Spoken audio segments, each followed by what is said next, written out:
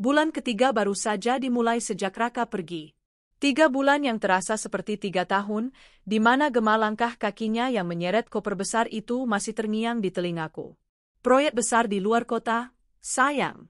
Ini penting untuk ekspansi perusahaan kita, ujarnya pagi itu, menghindari mataku. Aku, Rania, hanya mengangguk. Aku yang membangun perusahaan ini dari nol, dan aku tahu proyek apa saja yang sedang berjalan. Tidak ada satupun yang mengharuskan Raka, suamiku yang menjabat sebagai direktur operasional, pergi berbulan-bulan.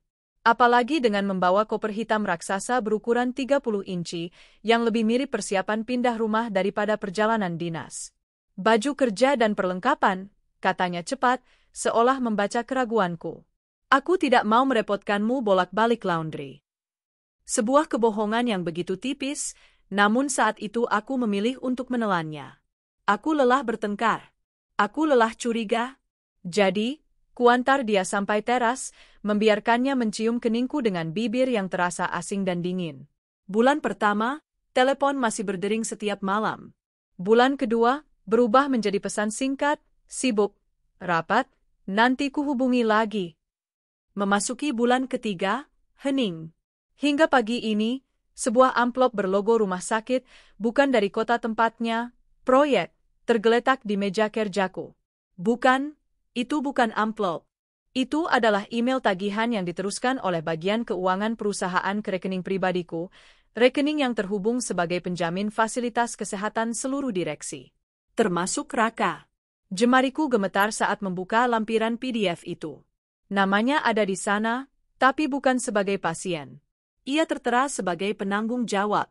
Nama pasiennya adalah seorang wanita yang sangat kukenal, Sabhira, asisten pribadinya. Dan rincian tagihannya membuat napasku tercekat, paket persalinan sesar VIP. Jemariku gemetar saat membuka lampiran PDF itu. Namanya ada di sana, tapi bukan sebagai pasien. Ia tertera sebagai penanggung jawab. Nama pasiennya adalah seorang wanita yang sangat kukenal, Sabhira, asisten pribadinya. Dan rincian tagihannya membuat napasku tercekat, paket persalinan sesar VIP. Dunia seakan berhenti berputar. Udara di ruang kerjaku yang mewah, ruangan yang kubangun dengan keringat dan air mataku sendiri, mendadak terasa tipis, tak cukup untuk mengisi paru-paru. Persalinan. Kata itu bergaung, memantul di dinding tengkorakku. Sabhira. Melahirkan. Raka. Penanggung jawab. Ini bukan salah kirim. Ini bukan kebetulan. Ini adalah jawaban atas semua kejanggalan yang selama 3 bulan ini kutepis paksa dari benakku. Semuanya kembali berkelebat. Malam sebelum dia pergi, kami makan malam dalam diam, seperti biasa. Denting sendok dan garpu di atas porselen mahal menjadi satu-satunya musik di ruang makan kami yang luas. Raka tampak gelisah, terus-menerus mengecek ponselnya yang diletakkan terbalik di atas meja. Ada masalah di kantor? Tanyaku, lebih untuk memecah kesunyian daripada karena peduli. Perhatianku sudah lama tersita oleh putra kami, Bima, dan laporan keuangan perusahaan. Bukan apa-apa. Hanya proyek baru. Di luar kota, jawabnya singkat. Oh? Alisku terangkat. Proyek yang mana? Setahuku semua tender besar sudah selesai kuurus bulan lalu. Dia berdeham, akhirnya menatapku. Tapi matanya tidak fokus. Ini pengembangan baru. Cabang. Aku harus memantaunya langsung. Penting untuk ekspansi perusahaan kita, sayang. Perusahaan kita. Dulu, frasa itu terasa manis. Kini, rasanya seperti duri. Ini perusahaanku. Aku yang memulainya. Raka bergabung setelah kami menikah, dan kupercayakan posisi direktur operasional padanya lebih karena cinta daripada kualifikasi. Kesalahan fatal, tampaknya. Berapa lama? Belum pasti. Bisa beberapa minggu, mungkin beberapa bulan. Tergantung progres di lapangan, katanya, lalu cepat-cepat mengalihkan pembicaraan. Bima sudah tidur? Aku hanya mengangguk, kehilangan selera makan. Ada kebohongan dalam nada suaranya, begitu jelas, begitu menusuk. Tapi aku terlalu lelah untuk memulainya. Aku lelah menjadi istri yang pencuriga, lelah bertengkar soal hal-hal yang selalu berhasil dia elak. Jadi, Aku diam. Pagi harinya, kejanggalan itu semakin nyata. Aku bangun dan mendapatinya sudah rapi, berdiri di depan lemari pakaian kami yang walk-in. Di atas ranjang, bukan tas kabin atau tas kerja yang biasa ia bawa, melainkan sebuah koper hitam raksasa berukuran 30 inci. Koper yang biasanya kami gunakan untuk liburan keluarga ke luar negeri selama 2 minggu. Raka? Untuk apa koper sebesar itu? Suaraku serak, sisa tidur dan firasat buruk bercampur jadi satu. Dia sedikit terlonjak, tak menyadari aku sudah bangun. Oh, baju kerja dan perlengkapan, katanya cepat, tangannya dengan kikuk melipat beberapa kemeja. Banyak dokumen cetak juga. Aku tidak mau merepotkanmu bolak-balik laundry atau kekurangan apa-apa di sana. Aku berjalan mendekat. Mataku menangkap apa yang ada di dalam koper itu. Bukan hanya kemeja dan jas. Ada tumpukan kaos kasual, celana jeans favoritnya, bahkan sepasang sepatu lari. Di kompartemen jaring, aku melihat botol-botol cologne mahal, skincare lengkap, semua dalam ukuran penuh. Ini bukan persiapan perjalanan dinas. Ini persiapan pindah. Raka? Semua akan baik-baik saja, Rania, potongnya, seolah tahu apa yang akan kutanyakan. Dia menutup koper itu dengan paksa, resletingnya nyaris tak muat. Fokus saja pada Bima dan kantor pusat. Aku akan urus sisanya.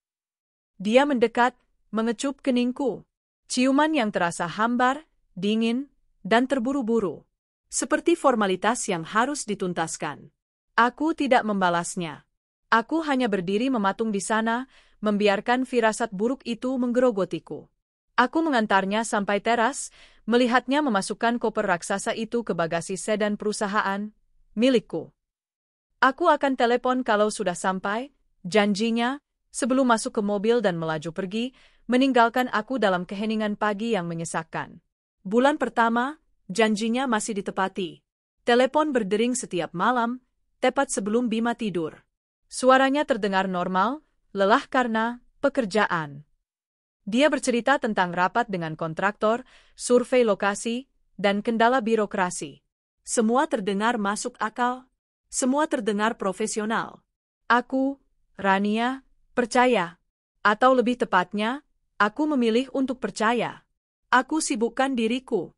Aku mengambil alih semua tugas operasional yang ditinggalkannya, selain tugasku sendiri sebagai CEO. Aku menghabiskan waktu berkualitas dengan Bima, meyakinkannya bahwa ayah sedang bekerja keras untuk masa depan kami. Memasuki bulan kedua, telepon berubah menjadi pesan singkat.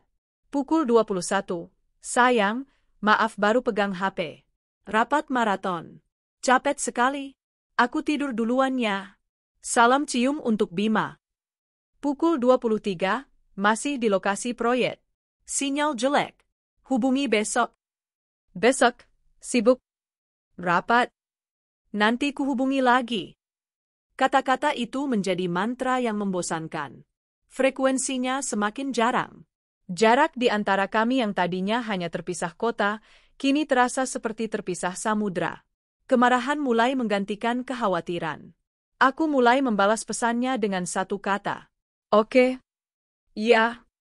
Atau terkadang, hanya membacanya tanpa membalas. Sekretarisku, Dinda, menatapku penuh simpati suatu sore. Ibu maaf, apa Pak Raka baik-baik saja? Sudah lama tidak ada kabar progres proyek di sana yang masuk ke saya. Aku mengencangkan rahangku. Semua laporan masuk langsung ke saya, dustaku. Jangan khawatir, semua terkendali.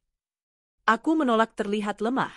Aku menolak menjadi istri yang ditinggalkan di depan karyawanku sendiri. Memasuki bulan ketiga, hening total. Pesan centang 2, tapi tak lagi biru. Panggilanku masuk ke kotak suara. Alasannya selalu ada, ponsel rusak, sinyal hilang di lokasi terpencil, baterai habis. Kebohongan yang semakin tipis dan malas. Dan aku, entah mengapa, membiarkannya. Mungkin sebagian dari diriku sudah tahu. Mungkin aku hanya belum siap menghadapi kebenarannya. Aku fokus pada laporan laba rugi perusahaan yang melonjak naik sejak aku ambil alih penuh. Aku fokus pada tawa Bima saat kami bermain di taman belakang. Aku membangun benteng di sekeliling hatiku, mempersiapkan diri untuk apapun yang akan datang. Aku hanya tidak menyangka, Apapun, itu datang dalam bentuk email tagihan rumah sakit. Tanganku yang tadi gemetar kini terkepal erat di atas meja. PDF itu masih terbuka di layar komputerku. Paket persalinan Sesar VIP. Saphira. Raka. Berbulan-bulan. 3 bulan. Waktu yang cukup untuk menyembunyikan kehamilan besar. Waktu yang cukup untuk merencanakan kehidupan baru. Koper besar itu. Alasan proyek fiktif itu. Semua kepingan puzzle yang berantakan itu kini tersusun rapi di benakku, membentuk sebuah gambar pengkhianatan yang utuh dan menjijikkan.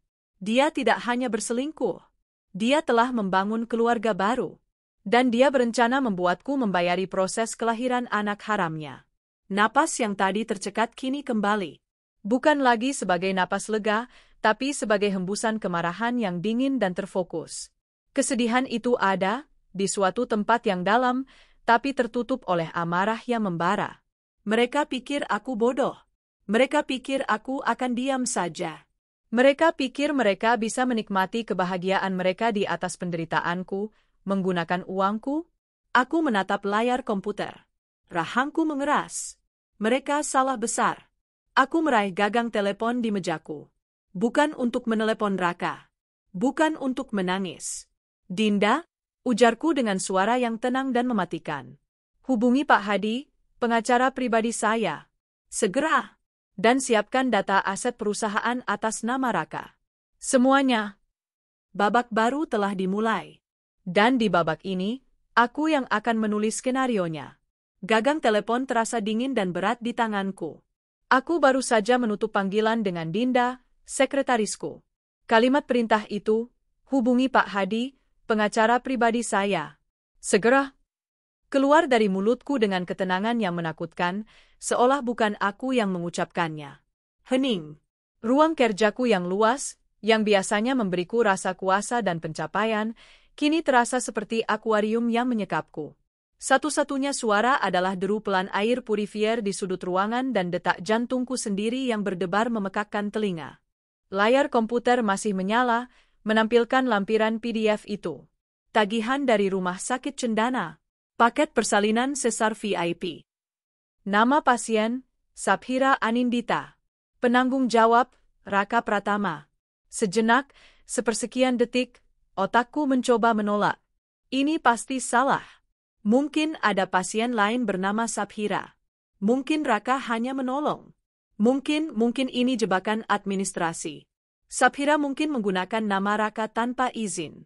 Kebingungan itu berusaha mencari celah, mencari penjelasan logis selain pengkhianatan yang paling buruk. Tapi logika itu hancur berkeping-keping oleh satu fakta sederhana. Tagihan ini dikirim ke email perusahaan, menggunakan fasilitas kesehatan direksi yang penjaminnya adalah aku, Rania. Ini bukan kecerobohan. Ini adalah arogansi. Mereka tidak hanya mengkhianatiku. Mereka melakukannya dengan terang-terangan, dengan asumsi aku terlalu bodoh atau terlalu sibuk untuk menyadarinya. Asumsi bahwa aku akan begitu saja menandatangani pembayaran untuk anak haram suamiku. Anak, kata itu menghantamku lagi. Ini bukan sekadar perselingkuhan murahan di hotel transit. Ini adalah sebuah kehidupan baru. Sebuah keluarga baru. Dibangun di atas puing-puing kebohongannya selama berbulan-bulan. Koper besar itu. Proyek fiktif itu. Wajah Saphira terlintas di benakku. Gadis muda yang kupekerjakan 2 tahun lalu. Polos, santun, dan sangat efisien. Raka sendiri yang merekomendasikannya. Dia cerdas, Ran. Cepat belajar. Akan sangat membantumu, kata Raka kala itu. Sekarang aku tahu. Tentu saja dia cepat. Dia belajar dengan cepat cara menusukku dari belakang dengan senyuman manis. Ketukan pelan di pintu membuyarkan lamunanku. Dinda masuk tanpa menunggu jawaban, wajahnya pucat pasi. Ibu, Pak Hadi sudah tersambung di telepon. Aku menelan ludah, berusaha menemukan suaraku. Sambungkan ke ponsel saya, Dinda. Dan batalkan semua jadwal saya sisa hari ini. Bilang saja ada urusan keluarga mendesak. Baik, Bu. Dinda ragu sejenak. Ibu, tidak apa-apa? Mataku yang sedingin es pasti telah menjawabnya. Saya baik-baik saja. Lakukan saja. Dia mengangguk kaku dan segera keluar. Ponselku di atas meja bergetar. Nama, Hadi, legal, menyala di layar. Aku menatapnya sejenak, mengambil napas dalam-dalam. Ini adalah titik di mana tidak ada jalan untuk kembali. Perjalanan pulang adalah kabut buram. Aku mengemudikan sedan mewahtiku menembus kemacetan Jakarta tanpa benar-benar melihat jalan. Klakson, deru motor, dan teriakan pedagang asongan terdengar seperti dengungan dari dunia lain.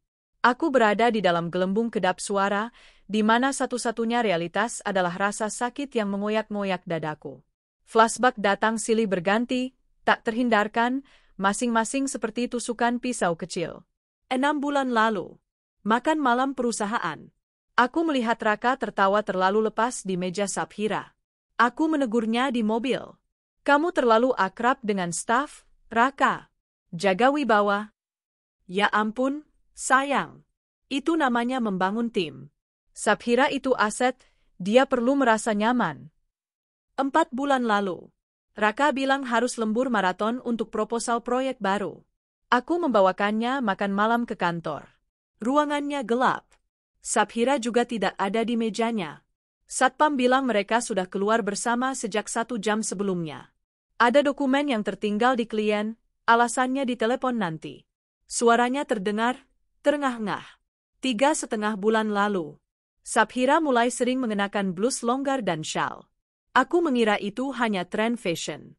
Kamu tampak sedikit pucat, Saphira. Sakit? Tanyaku suatu pagi di lobi. Hanya masuk angin, Bu. Tidak apa. Dia menunduk, menghindari mataku. Betapa bodohnya aku. Betapa butanya aku. Tanda-tandanya ada di mana-mana. Aku hanya terlalu sibuk mengurus kerajaan bisnisku, terlalu percaya pada pria yang tidur di sampingku, untuk melihat ular yang bersarang di rumahku sendiri. Aku sampai di rumah. Hening. Bima masih di sekolah. Mbak Surti, asisten rumah tangga kami, sedang di dapur. Aku langsung naik ke ruang kerjaku di lantai 2. Aku butuh kepastian. Satu bukti lagi sebelum aku melepaskan neraka. Aku duduk di meja kerjaku yang menghadap ke taman. Tanganku meraih gagang telepon, tapi kali ini aku menekan nomor eksternal. Nomor rumah sakit Cendana, yang kuhafal dari tagihan tadi. Napasku tahan. Aku harus tenang. Aku tidak bisa terdengar seperti istri yang histeris. Aku harus menjadi Rania sang CEO. Selamat siang, rumah sakit Cendana, dengan Tia, ada yang bisa dibantu? Suara di seberang terdengar ramah. Aku berdeham, mengubah suaraku menjadi lebih berat dan formal. Selamat siang. Saya Rania, dari bagian keuangan PT Jaya Mandiri. Saya ingin melakukan konfirmasi akhir untuk detail penagihan pasien atas nama Saphira Anindita, kamar VIP Mawar. Oh, baik, Ibu Rania. Mohon ditunggu sebentar, saya buka datanya. Yah, betul. Ibu Saphira Anindita, ditanggung oleh PT Jaya Mandiri. Tagihan sudah kami kirimkan pagi tadi ke email korporat. Betul, kataku, jantungku serasa diremas. Saya hanya perlu konfirmasi data NIK pasien untuk pencatatan internal kami dan status terakhir pasien. Apakah sudah diperbolehkan pulang?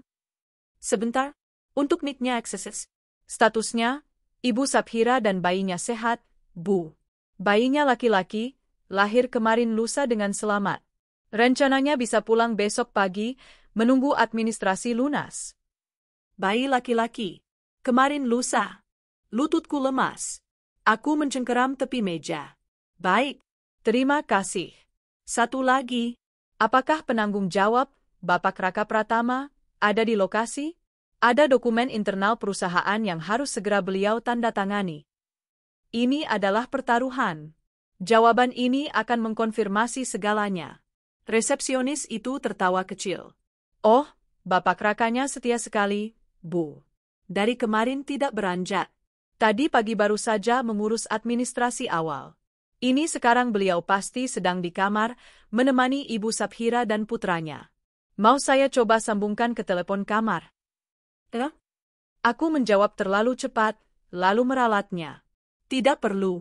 Terima kasih. Informasi itu sudah lebih dari cukup. Selamat siang. Aku membanting gagang telepon. Dunia runtuh. Benar-benar runtuh. Bukan lagi dugaan. Bukan lagi firasat. Ini adalah fakta. Suamiku, Raka Pratama, pria yang telah kunikahi selama 10 tahun, ayah dari anakku Bima, saat ini sedang berada di kamar rumah sakit VIP, menimang bayi laki-lakinya yang baru lahir dari rahim asisten pribadinya. Kesetiaan, kepercayaan, cinta. Semua kata-kata itu terasa seperti abu di mulutku. Keheningan di ruang kerjaku pecah oleh suara tawa. Tawa yang kering, serak, dan penuh kepahitan. Tawaku sendiri. Aku menertawakan kebodohanku. Lalu tawa itu berubah menjadi isak tangis. Aku tidak berteriak. Aku tidak menjerit. Itu adalah tangisan hening yang meremukkan tulang. Air mata panas mengalir deras, membasahi blus sutra mahalku. Aku memukul dadaku, berharap bisa menghentikan rasa sakit fisik yang merobek organ-organ dalamku. 10 tahun hidupku terasa seperti lelucon yang kejam. Aku menangis untuk Bima, yang ayahnya ternyata seorang pengecut. Aku menangis untuk diriku sendiri, yang telah memberikan segalanya hanya untuk dibalas dengan pengkhianatan paling hina. Aku membiarkan diriku hancur. Selama 10 menit, aku membiarkan Rania yang rapuh itu mengambil alih. Lalu, aku mendengar suara gerbang dibuka. Suara mobil jemputan sekolah Bima. Seketika, air mataku berhenti. Aku berdiri, berjalan ke kamar mandi yang terhubung dengan ruang kerjaku. Aku menatap pantulanku di cermin. Mata merah, bengkak, maskara luntur. Wajah seorang korban. Wajah seorang wanita yang kalah. Tidak. Aku membasuh wajahku dengan air dingin, lagi dan lagi, hingga rasa perihnya menyadarkanku. Mereka tidak akan mendapatkan ini.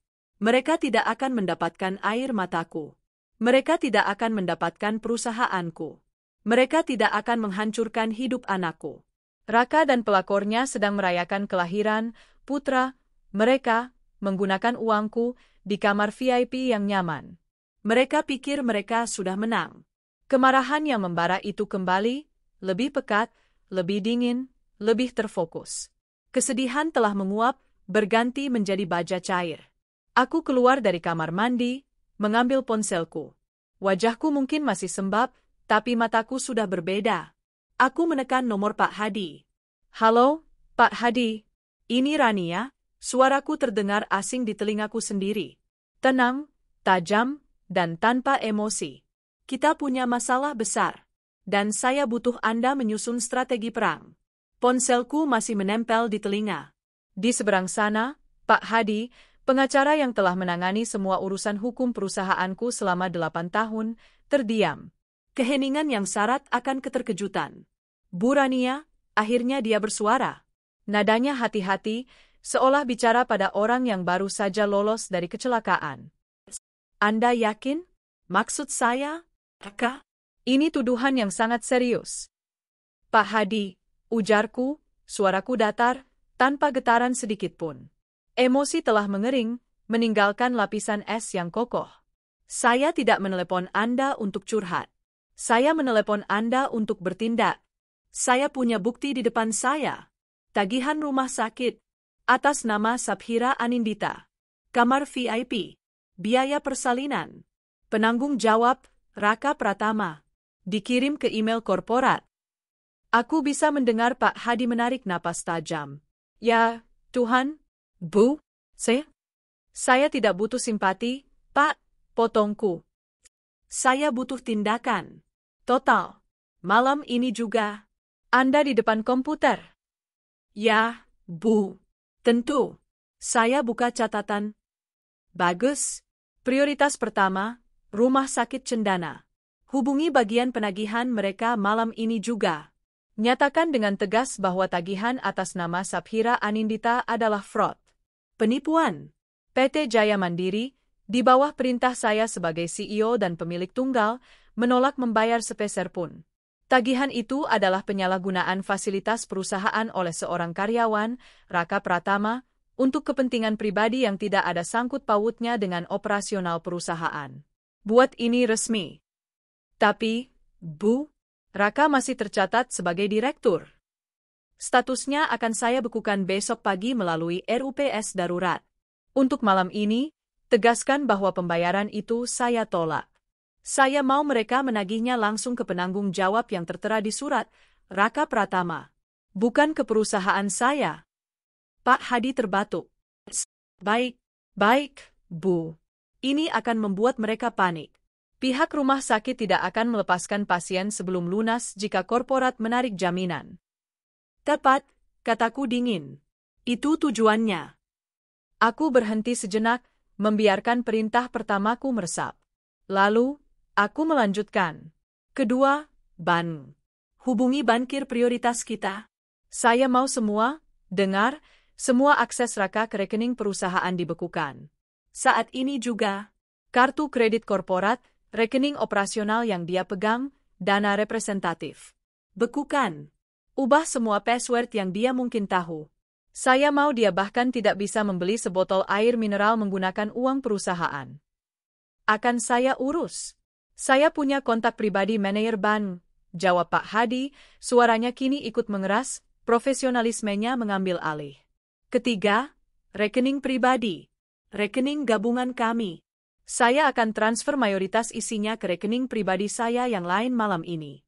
Saya mau Anda siapkan surat kuasa untuk memblokir kartu ATM atas nama Raka yang terhubung ke rekening itu besok pagi. Sisakan saldo minimum yang diwajibkan bank. Dimengerti, Bu. Terakhir, untuk besok. Aset, mobil sedan perusahaan yang dia bawa ke sana. Saya mau tim Bapak mengurus penarikannya. Segera. Saya tidak peduli bagaimana caranya, ambil kembali mobil itu. Dan rumah yang dia tinggali di sana. Dadaku kembali sesak, tapi aku menekannya. Saya tidak tahu di mana, tapi saya yakin dia menyewa atau bahkan membeli properti di sana. Lacak transaksinya melalui rekening korporat yang dia pegang selama 3 bulan terakhir. Jika itu dibeli atas nama perusahaan, atau dicicil menggunakan dana perusahaan, siapkan surat penyegelan. Jika itu sewaan, hubungi pemiliknya dan hentikan pembayaran sewanya atas nama perusahaan. Keheningan lagi. Kali ini keheningan penuh kekaguman yang getir. Bu Rania, kata Pak Hadi pelan, ini adalah eksekusi total. Ini tidak akan memberinya ruang napas. Dia sudah bernapas dengan nyaman selama berbulan-bulan di atas kebohongan, desisku. Sekarang, saya mengambil kembali oksigen yang saya berikan. Kerjakan, Pak Hadi. Kirimi saya laporan progres setiap jam. Aku menutup telepon tanpa menunggu jawaban. Aku tidak menyalakan lampu ruang kerjaku.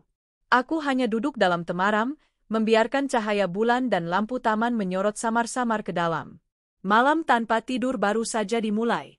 Pikiranku melayang jauh, bukan pada kesedihan, tapi pada awal mula. 12 tahun lalu. Aku, Rania, baru lulus S1 dengan predikat cum laude, menolak tawaran kerja kantoran, dan memilih membuka usaha event organizer kecil-kecilan di garasi rumah orang tuaku. Raka adalah pacarku saat itu. Tampan, populer, tapi jujur saja, sedikit malas. Dia bekerja sebagai staf pemasaran junior di sebuah bank, dan setiap sore dia datang ke garasiku, mengeluh tentang bosnya, tentang target, tentang kemacetan. Kamu enak, Ran. Jadi bos buat diri sendiri, keluhnya suatu hari, sambil mengipas-ngipas kegerahan. Aku ingat aku tertawa, menyodorkan piring mie instan rebus yang kubuat di pantry darurat. Enak apanya? Ini aku lagi pusing mikirin proposal buat launching produk. Kliennya alot banget. Tapi ini punyamu sendiri, katanya, matanya menatap spanduk kecil bertuliskan, Jaya Mandiri Iyo, yang kugantung seadanya.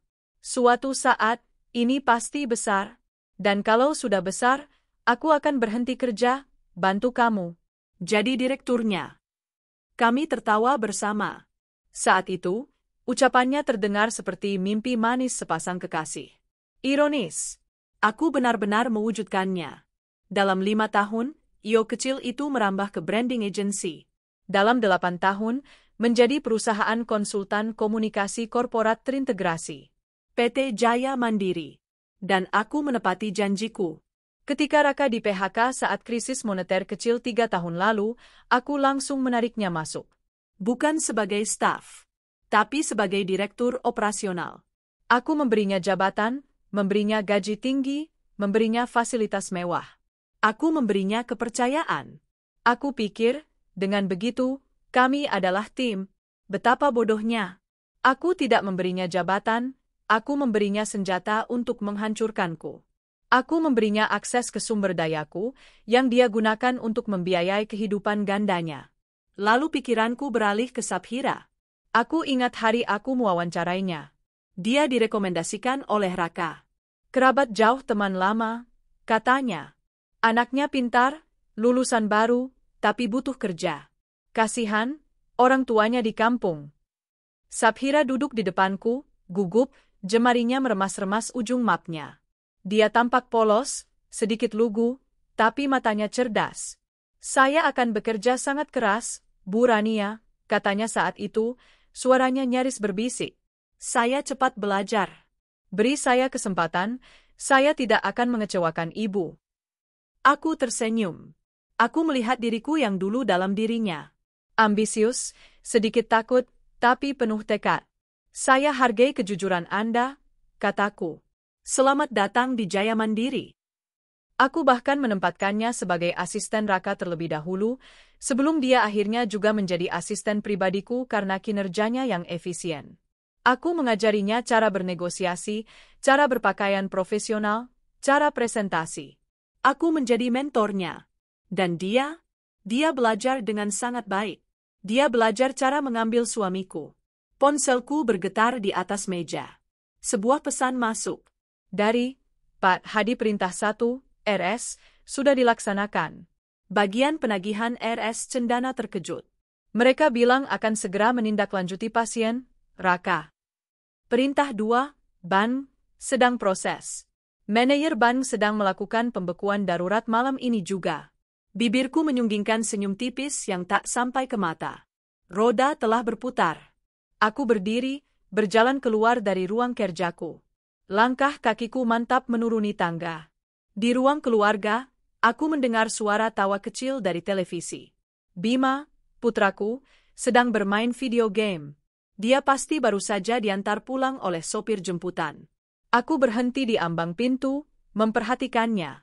Punggungnya yang kecil, rambutnya yang ikal seperti rambutku. Dia adalah duniaku. Dia adalah satu-satunya hal yang nyata dan berharga dari pernikahanku dengan Raka. Bunda? Bima menoleh, menyadari kehadiranku. Matanya berbinar. Kok udah pulang? Katanya ada meeting. Aku memaksakan senyum terhangat yang kubisa. Aku berjalan menghampirinya, duduk di sofa, dan menariknya ke dalam pelukanku. Aku mencium puncak kepalanya, menghirup aroma sampo bayi yang masih tersisa. Bunda batalin. Bunda kangen banget sama jagoan Bunda, bisikku. Bima terkikik dan memelukku erat. Bima juga kangen Bunda. Dalam pelukan inilah, resolusiku mengeras menjadi baja yang tak tertembus. Ini bukan lagi soal balas dendam. Ini soal perlindungan. Raka dan wanita itu telah mengancam inti dari duniaku.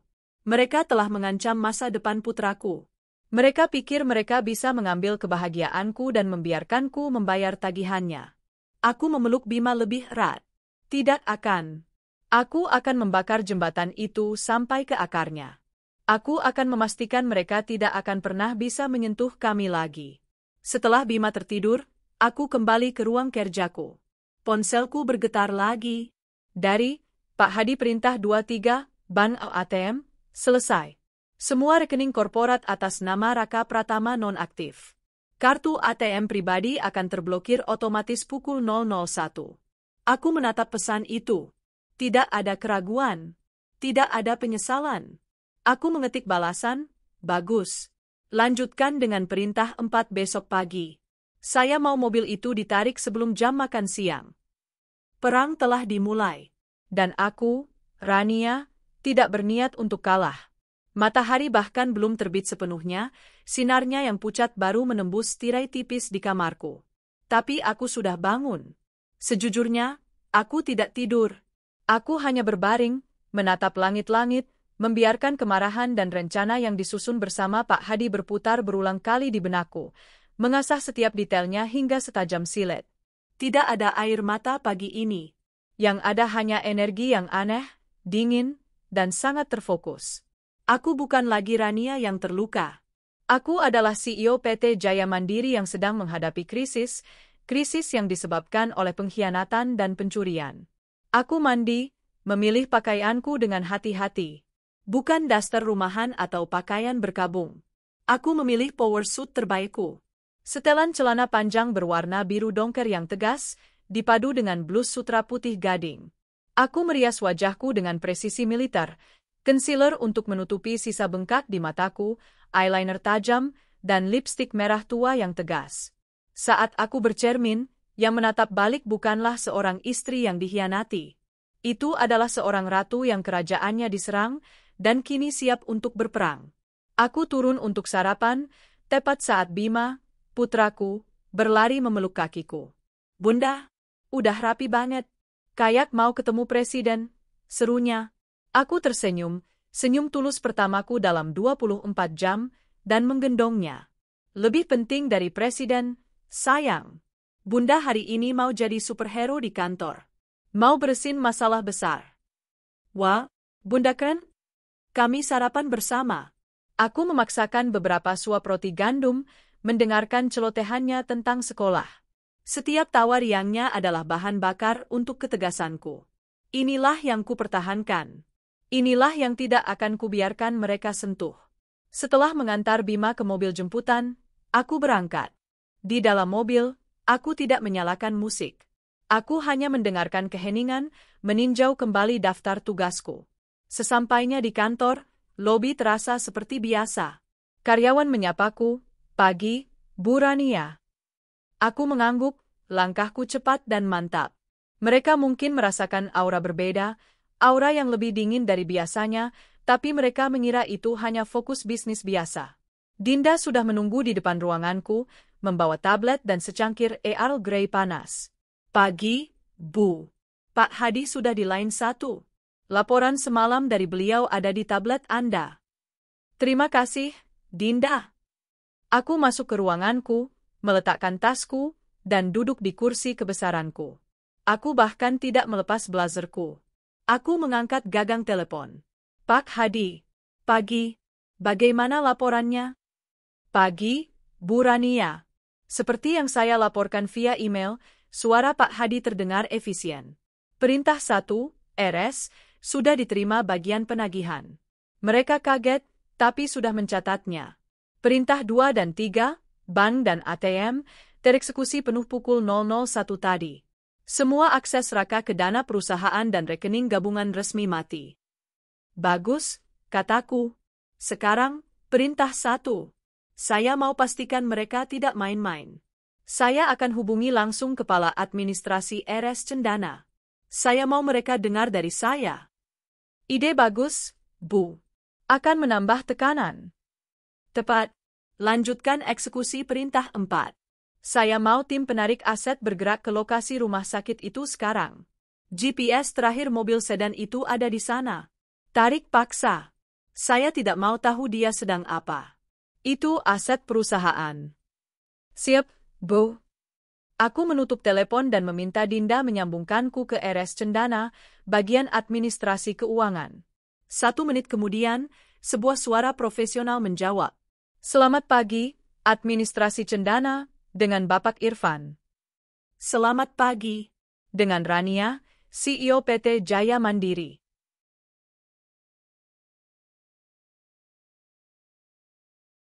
Terdengar sedikit kegaduhan di seberang. Namaku jelas sudah menjadi topik pembicaraan di sana. "Ah, Ibu Rania. Selamat pagi, Bu." "Iya, kami baru terima informasi dari tim legal Ibu tadi malam. Ini pasti ada kesalahpahaman, Bu. Pak Raka Pratama sendiri yang mendaftarkan istrinya, Ibu Sabhira." "Bapak Irfan," potongku, suaraku sedingin es.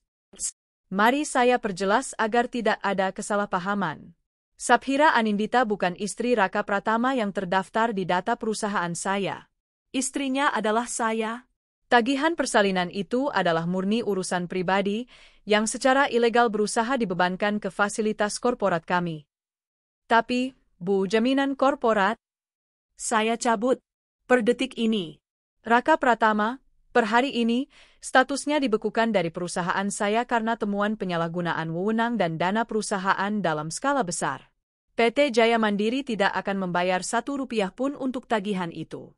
Tagihan itu, sekarang, sepenuhnya menjadi tanggung jawab pribadi Bapak Raka Pratama dan Ibu Sabhira Anindita. Tapi Bu, pasien berencana pulang besok. Suara Irfan mulai panik. Itu bukan urusan saya, kataku tegas. Itu urusan Anda dengan mereka. Saya sarankan Anda segera meminta jaminan pribadi dari mereka sebelum mereka kabur. Jika rumah sakit Anda nekat tetap menagih ini ke perusahaan saya, Pak Hadi, pengacara saya, akan dengan senang hati meresponsnya dengan tuntutan hukum. Anda mengerti? Hening panjang. Baik, Bu. Saya mengerti. Kami akan segera menindaklanjuti pasien. Bagus. Selamat pagi. Aku menutup telepon. Napasku sedikit memburu. Misil pertama telah menghantam target. Aku bisa membayangkan kepanikan yang mulai menjalari kamar VIP itu. Langkah selanjutnya, internal. Aku memanggil Dinda. Panggil CFO dan Manajer HRD. Rapat darurat di ruangan saya. 5 menit. Mereka masuk dengan wajah tegang. Pagi, Bu. Aku tidak berbasa-basi. Pagi. Langsung ke intinya. Per detik ini, Raka Pratama dinonaktifkan dari segala tugas dan jabatannya sebagai Direktur Operasional PT Jaya Mandiri. Keduanya tersentak. Apa, Bu? Tanya Pak Budi, CFO-ku. Tapi proyek luar kota itu? Tidak ada proyek luar kota, kataku tajam. Itu fiktif. Ada temuan penyalahgunaan dana dan fasilitas perusahaan untuk kepentingan pribadi dalam skala besar. Audit internal penuh akan segera dimulai. Akses digital dan finansialnya sudah saya cabut total tadi malam. Wajah mereka pucat. Tugas kalian, lanjutku. Pak Budi, CFO, pastikan tidak ada satupun info C atau pembayaran lagi yang bisa lolos atas namanya. Bekukan semua anggaran operasional yang kemarin dia pegang. Alihkan ke saya. Ibu Sinta, HRD, siapkan surat penonaktifan resmi. Alasan, dugaan pelanggaran berat aturan perusahaan. Jangan ada spekulasi atau gosip yang bocor ke karyawan lain. Jawab, sedang dalam investigasi internal. Mengerti? Keduanya mengangguk kaku, terlalu terkejut untuk berdebat. Baik, Bu Rania. Bagus, kembali bekerja.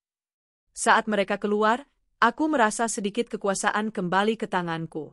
Ini bukan hanya tentang suamiku. Ini tentang perusahaanku. Aku tidak akan membiarkan parasit menghancurkannya dari dalam. Sepanjang siang, aku memaksakan diri bekerja. Menandatangani dokumen, membalas email, seolah-olah duniaku tidak sedang terbalik. Pukul 14.30, ponsel pribadiku bergetar. Sebuah pesan WhatsApp. Dari Raka. Raka, sayang, kok kartu korporatku ditolak ya di Cafe RS? Error kayaknya. Tolong cek dong. Aku mau beli kopi.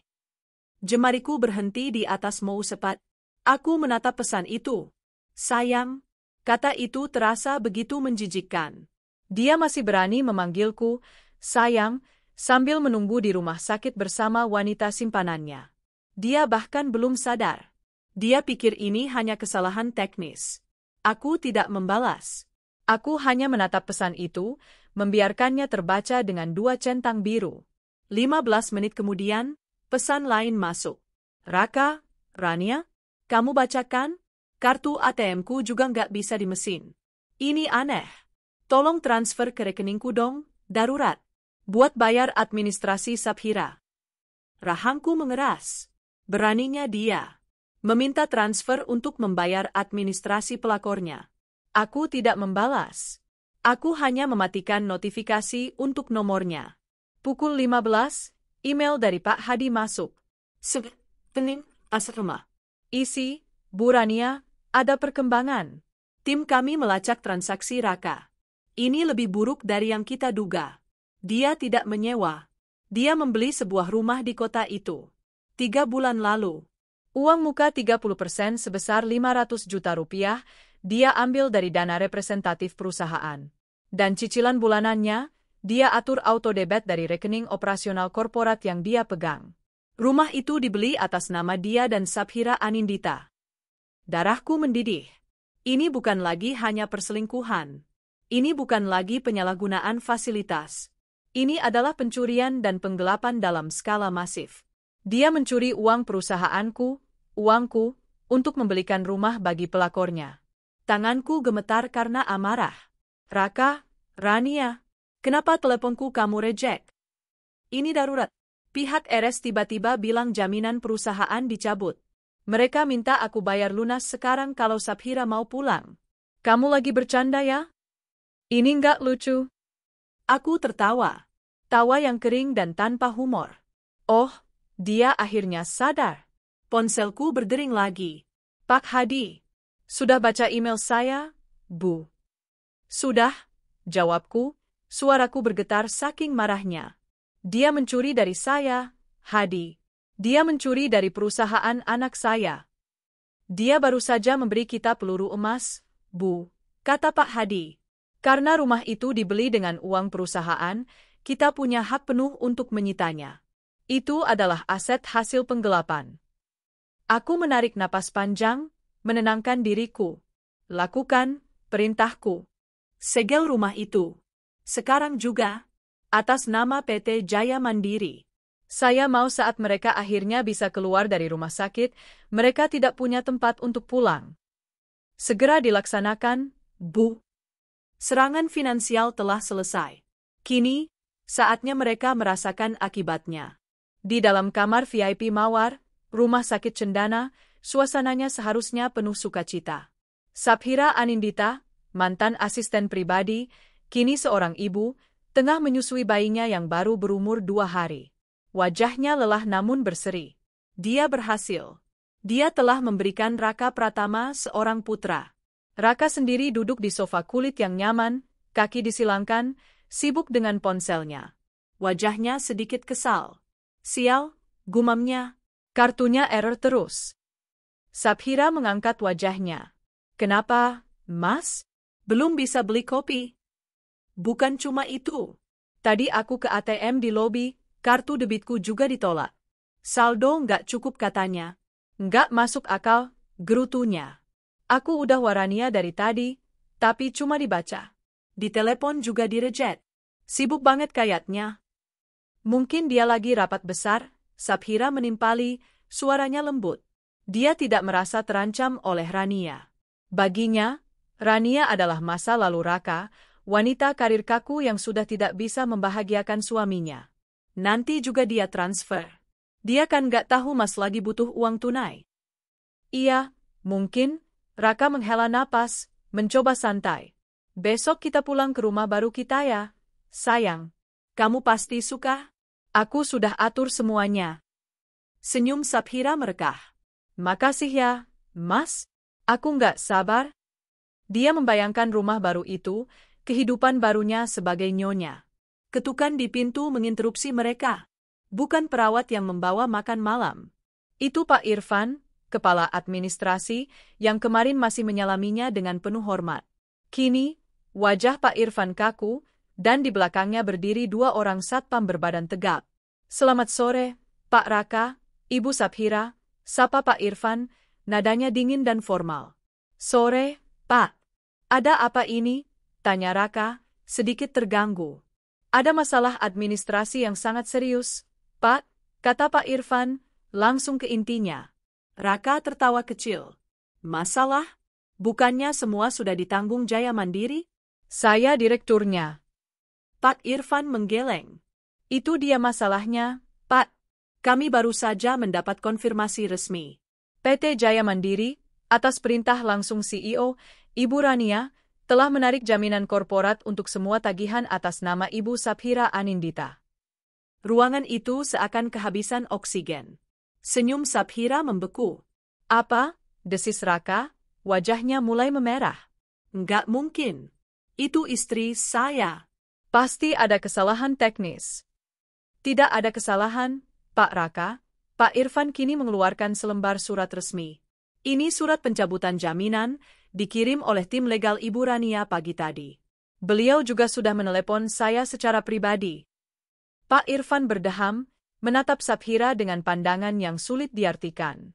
Menurut Ibu Rania, Ibu Saphira bukan istri Anda yang terdaftar dalam data perusahaan. Dan tagihan ini dinyatakan sebagai fraud, penyalahgunaan fasilitas perusahaan untuk kepentingan pribadi. PT Jaya Mandiri menolak membayar sepeser pun. Dia gila? Raka melonjak berdiri. Dia nggak berhak. Ini pasti bercanda. Kami tidak menganggap ini bercanda, Pak, sahut Pak Irfan, suaranya mengeras. Tagihan total untuk kamar VIP dan operasi sesar Ibu Saphira adalah Rp75.300.000. Dan tagihan ini harus lunas, tunai atau transfer, sebelum ibu dan bayi diperbolehkan meninggalkan rumah sakit. Saphira mulai terisak. 75 juta? Mas, gimana ini, Mas? Tenang, sayang, bentak Raka, panik. Dia merogoh dompetnya, mengeluarkan semua kartunya. Saya bayar pakai kartu saya. Dia menyodorkan kartu kredit korporat platinumnya. Ini, coba lagi. Pak Irfan memberi isyarat pada stafnya yang membawa mesin EDC portable. Gesek. Bip bip bip. Ditolak, Pak. Card blocked. Nggak mungkin. Raka merebut kartu debit dari rekening gabungannya.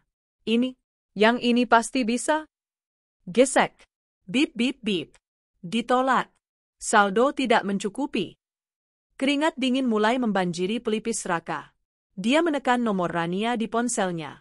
Panggilannya langsung masuk ke kotak suara. Ditolak. Dia sadar kini. Nomornya telah diblokir.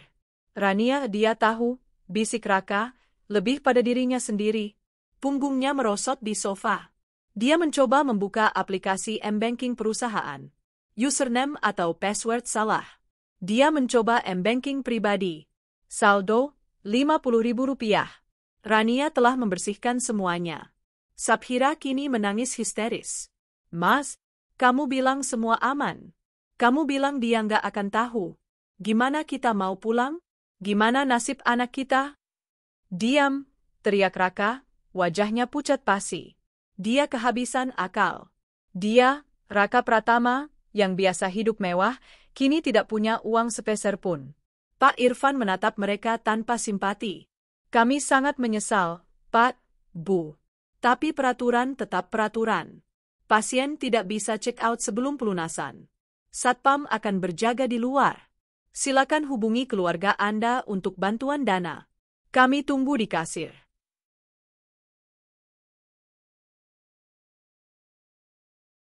Pak Irfan dan stafnya keluar, meninggalkan pintu terbuka sedikit. Dua satpam itu kini berdiri tegak di depan pintu, seolah menjaga tahanan. Raka meninju dinding. Sialan! Sialan, Rania! Tega dia! Saphira memeluk bayinya erat. Ini bukan salah dia, Mas. Ini salah kamu. Kamu yang janjiin aku surga. Sekarang kita di neraka. Raka tidak mendengarkan.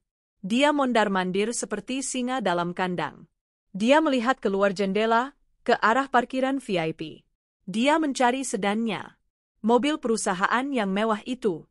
Setidaknya dia bisa menjualnya, atau menggadaikannya. Tapi matanya menyipit. Di tempat dia parkir kemarin, kini kosong. Yang ada hanya sebuah mobil derek berwarna kuning yang baru saja berbelok keluar dari gerbang rumah sakit. Mobil? Bisiknya, ngeri. Mobilku, mobilnya juga hilang. Kepanikan total melandanya. Dia sadar kini. Ini bukan sekadar memblokir kartu. Ini adalah penghancuran total. Rania tidak sedang bercanda. Rania sedang menghabisinya. Dia terduduk lemas di lantai. Di seberangnya, Saphira menangis meraung-raung, bercampur dengan tangisan bayi mereka yang baru lahir, kelaparan, dan merasakan ketegangan ibunya. Kamar VIP yang mewah itu kini terasa seperti penjara termahal di dunia. Mereka terjebak. 2 hari. Mereka tertahan di kamar VIP mawar selama 2 hari tambahan. 2 hari yang terasa seperti 2 abad neraka. Kamar yang tadinya mewah kini berbau asam susu bayi, keringat dingin, dan keputusasaan. Makanan yang datang bukan lagi menu ala carte yang dipesan Raka. Kini hanya nampan aluminium standar berisi nasi lembek dan sayur bening. Itu pun setelah Saphira menangis pada perawat, mengatakan bayinya butuh ASI dan dia butuh makan. Pihak rumah sakit jelas telah mengubah status mereka dari pasien VIP menjadi pasien bermasalah. Dua satpam di luar pintu tidak pernah beranjak. Mereka mengganti shift dengan wajah datar yang sama, mengabaikan tatapan memohon Saphira atau bentakan frustrasi Raka. Malam pertama setelah pemblokiran, Raka tidak tidur. Dia menghabiskan waktu berjam-jam di balkon kecil kamar, mencoba menghubungi semua orang yang dia kenal. Halo, bro? Sibuk enggak? Gini, gue lagi ada masalah cash flow sedikit. Satu persatu, panggilannya ditolak atau dijawab dengan alasan sibuk. Ah, sorry, Pak Raka, lagi di luar kota. Waduh, Pak, saya juga lagi pusing tagihan. Bukannya Bapak lagi urus proyek besar? Dia sadar. Roda perputarannya bergantung penuh pada Rania. Tanpa Rania, dia bukan siapa-siapa. Dia bukan direktur. Dia hanya Raka. Dan Raka, sendirian, tidak punya apa-apa. Saphira, di sisi lain, tenggelam dalam penyesalan yang pahit. Dia menatap bayi mungil di boksnya. Ini seharusnya menjadi tiketnya menuju kehidupan mewah. Putra mahkota. Tapi kini, anak itu terasa seperti jangkar yang akan menenggelamkan mereka berdua. Kamu bohongin aku, Mas, isaknya di hari kedua, suaranya serak. Kamu bilang dia nggak akan berani. Kamu bilang kamu pegang kendali. Sekarang lihat. Kita kayak tikus di perangkap. Diam, Saphira. Kamu pikir aku mau ini? Raka membentak, lingkaran hitam di bawah matanya membuatnya tampak 10 tahun lebih tua. Aku lagi mikir. Mikir apa lagi? Kamu udah nggak punya apa-apa. Mobil diambil, rekening diblokir. Kita mau bayar 75 juta pakai apa? Pakai dan? Teriakan Saphira menyadarkan Raka pada satu-satunya hal yang tersisa. Aset yang melekat di tubuhnya. Dia menatap pergelangan tangannya. Jam tangan Rolex Submariner baja tahan karat. Benda itu adalah simbol status pertamanya saat Rania mempromosikannya. Dia membelinya dengan bonus pertamanya, merasa seperti raja dunia. Lalu matanya beralih ke Saphira, yang sedang panik mengusap-usap ponsel terbarunya, iPhone model terakhir yang dibelikan Raka dari uang perusahaan. Kasih, kata Raka, suaranya parau. Apa? Ponselmu. Dan jam tanganku, katanya. Hanya ini yang kita punya. Saphira membelalak. Dijual? Mas, ini kan? Kamu mau keluar dari sini atau tidak? Prosesnya adalah puncak penghinaan. Raka harus memanggil seorang perawat junior, menyelipkan uang 100.000 rupiah, sisa uang tunai terakhir di dompetnya, dan memohon. Tolong, panggilkan pedagang jam di luar. Atau siapa saja. Saya perlu jual cepat. 1 jam kemudian, seorang pria berperawakan ceking, berbau rokok, masuk ke kamar VIP itu, diantar oleh si perawat. Pria itu menatap Raka dari atas ke bawah, lalu ke jam tangan di tangannya. Ori, Pak, tanyanya, nada suaranya meremehkan. Raka menyerahkannya dengan tangan gemetar. Pria itu memeriksanya dengan kaca pembesar. Lumayan. Tapi kondisi secon, katanya. Saya ambil 20 juta. Apa? Raka murka. Itu harganya 100 juta lebih. Masih ada kotaknya di rumah. Pria itu tersenyum miring.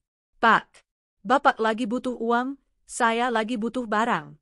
Ambil, atau saya tinggal. Saya tahu Bapak nggak bisa keluar dari sini. Raka memejamkan mata. Harga dirinya hancur lebur. 30, desisnya. 25. Deal. Lalu pria itu melirik ponsel di tangan Saphira. Itu juga? Tambah 5 juta. Jadi 30. 30 juta rupiah. Tunai. Untuk jam tangan mewah dan ponsel terbaru. Itu perampokan di siang bolong. Tapi mereka tidak punya pilihan. Uang tunai itu berpindah tangan. 30 juta, desis Saphira setelah pria itu pergi. Masih kurang 45 juta lagi. Mas, gimana? Raka terduduk di tepi ranjang. Dia menutupi wajahnya. Hanya ada satu pintu terakhir. Pintu yang paling memalukan. Dia mengambil ponselnya yang lebih tua, yang kini dia gunakan, dan mencari kontak yang hampir tidak pernah dia hubungi. Ibu. Dia berjalan ke balkon, menutup pintu geser agar Saphira tidak mendengar. Sambungan telepon berdering. Halo? Le? Ada apa, Nak? Suara ibunya yang lembut dan berlogat Jawa kental terdengar di seberang. Suara dari dunia lain. Dunia yang sederhana dan jujur. Bu? Raka berdeham, menelan ludah. Rasa malu membakar tenggorokannya. Ibu sehat? Bapak sehat? Sehat, Le. Tumben kamu telepon pagi-pagi. Ada apa? Kamu baik-baik aja, kan? Proyekmu lancar? Proyek. Raka memejamkan mata. Itu dia, Bu. Proyeknya ada masalah sedikit. Masalah apa, Nak? Kamu nggak apa-apa? Suara ibunya langsung terdengar cemas. Nggak, Bu. Raka nggak apa-apa. Raka butuh dana talangan. Sedikit.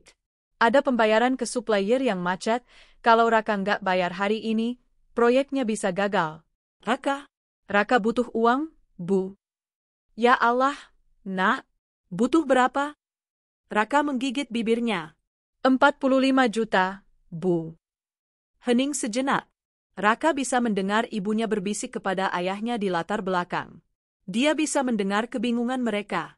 Bagi mereka, itu adalah uang yang sangat besar. Raka, suara ayahnya kini mengambil alih. Lebih berat. Itu uang banyak, Le. Uang tabungan Bapak buat haji tinggal segitu. Pak? Raka mulai menangis. Tangisan frustrasi, malu, dan putus asa. Raka janji Raka ganti, Pak. Bulan depan pasti Raka ganti 2 kali lipat. Tolong, Pak. Ini menyangkut hidup mati Raka. Hening lagi. Lebih lama. Ya sudah, kata ayahnya akhirnya, nadanya terdengar berat dan kecewa. Nanti Bapak transfer ke rekeningmu. Kamu pakai bank apa? Yang di kampung cuma ada BRI. Raka baru sadar. Rekeningnya diblokir Rania. Jangan, Pak. Jangan ke rekening Raka. Kirim ke rekening teman Raka. Nanti Raka kirim nomornya. Namanya? Sapira. Dia tidak peduli lagi. Setelah telepon ditutup, Raka bersandar di dinding balkon. Dia merasa jijik pada dirinya sendiri. Dia baru saja merampok tabungan haji orang tuanya sendiri. Untuk apa? Untuk membayar kelahiran anak haramnya. 1 jam kemudian, Sapira memekik pelan dari dalam. Mas, masuk. Uangnya masuk. 45 juta rupiah. Gabungan uang jam tangan dan uang orang tuanya di kampung akhirnya cukup. Proses pembayaran di kasir berlangsung cepat dan dingin. Pak Irfan menerima tumpukan uang tunai 30 juta dan bukti transfer 45 juta tanpa ekspresi. Sudah lunas, Pak. Ibu Sapira dan bayinya sudah boleh pulang, katanya datar. Tidak ada ucapan selamat. Tidak ada kursi roda VIP yang ditawarkan. Hanya seorang perawat yang menyerahkan surat keterangan lahir dengan tatapan menghakimi. Raka dan Sapira berjalan keluar dari lobi rumah sakit. Raka menggendong tas ransel kecil berisi sisa pakaian mereka. Sapira, masih meringis kesakitan akibat jahitan operasinya, menggendong bayi mereka yang terbungkus kain bedong murah, yang harus mereka beli tunai dari toko souvenir rumah sakit. Mereka berdiri di bawah terik matahari siang. Aspal terasa panas. Deru lalu lintas memekakkan telinga. Raka menatap kosong ke tempat parkir di mana sedannya seharusnya berada. Kini benar-benar kosong. Mas, kita mau kemana? Tanya Sapira, suaranya lemah. Raka tidak menjawab. Kita pulang ke rumah baru kita, kan? Sapira bertanya lagi, mencoba meraih sisa harapan terakhir. Raka akhirnya menoleh. Wajahnya adalah topeng keputusasaan. Kita naik angkot, katanya. Mereka berjalan gontai menuju gerbang rumah sakit, menuju halte angkutan umum. Mantan direktur dan simpanannya kini menjadi gelandangan dengan seorang bayi yang baru lahir. Matahari sore itu terasa seperti cambuk api di kulit. Terik, kejam, dan tanpa ampun. Perjalanan dari rumah sakit ke alamat yang Raka sebut, rumah baru kita, adalah siksaan terpanjang dalam hidup mereka. Mereka tidak punya pilihan selain berjalan kaki ke pangkalan angkot terdekat di bawah tatapan aneh orang-orang. Sapira, yang masih goyah dan kesakitan akibat jahitan.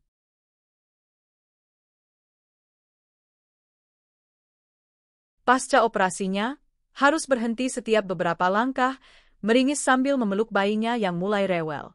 Aku nggak kuat, Mas, sakit, keluhnya, air mata menggenang di pelupuk matanya. Sedikit lagi, Raka menjawab, tapi suaranya hampa. Dia sendiri berjalan seperti zombie, hanya memanggul satu tas ransel yang berisi beberapa helai pakaian ganti yang tersisa. Harga dirinya telah menguap bersama keringatnya. Saat angkot berwarna biru itu akhirnya datang, angkot itu penuh sesak. Penumpang lain menatap mereka dengan campuran iba dan curiga. Seorang wanita baru melahirkan, berdesakan di angkot dengan bayi merah yang masih rapuh. Bergeser sedikit, Pak, bentak kenek angkot. Raka dan Sabhira terpaksa duduk berhimpitan di dekat pintu. Perjalanan itu adalah serangkaian guncangan dan rem mendadak. Setiap lubang di jalan terasa seperti tusukan pisau di perut Sabhira.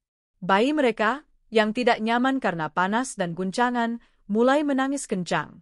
Sabhira berusaha menenangkannya, tapi air matanya sendiri ikut luruh.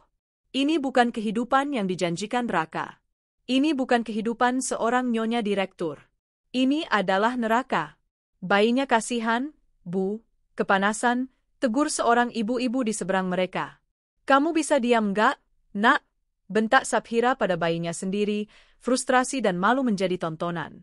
Raka hanya membuang muka keluar jendela, rahangnya mengeras. Dia melihat pantulan wajahnya di kaca yang kotor, seorang pecundang. 45 menit kemudian, yang terasa seperti selamanya, mereka tiba di kawasan perumahan klaster yang dijanjikan. Setidaknya ini memberi sedikit harapan.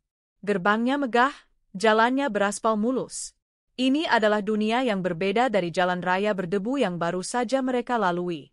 Kita jalan sedikit ke dalam, kata Raka, suaranya serak. Dia membayar ongkos dengan sisa uang tunai terakhir mereka. Mereka berjalan tertatih-tatih memasuki kompleks. Sabhira menahan sakitnya, matanya menatap rumah-rumah mewah di sekeliling. Ini dia. Ini rumahnya. Yang mana, Mas? Tanyanya, napasnya tersengal. Di depan. Blok C nomor 12, kata Raka. Dan di sanalah rumah itu.